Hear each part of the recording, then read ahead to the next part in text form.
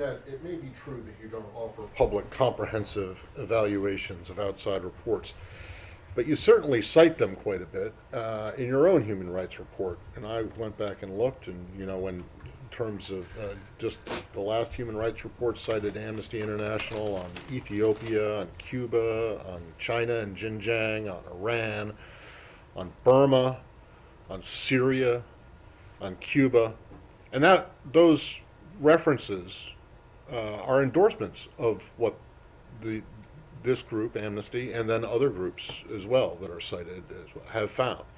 Why is it that, without taking a stand or making a judgment about the findings of this particular report, why is it that all criticism of Israel from these groups is almost always rejected by the U.S. and yet accepted, welcomed, and endorsed when it comes out, when the criticism is of other countries, notably countries with which you have significant policy differences? Matt, I would make a couple points. Number one, when we include a footnote in something like these are footnotes, Ned. These are when we cite, yes. Which it's a game of semantics, I suppose, but whether you call it a citation or a footnote. Well, when it says in the report, Amnesty International found this X in Xinjiang with the Uyghurs, and we we determine that we think that it's a genocide, and you guys come out and cite that and say, well, we also agree that it's a genocide. That is a far cry, Matt, from saying that we have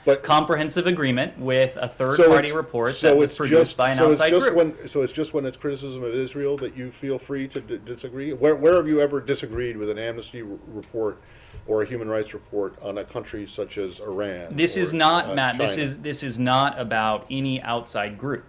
This is about our vehement disagreement with a certain finding in a report by an outside group.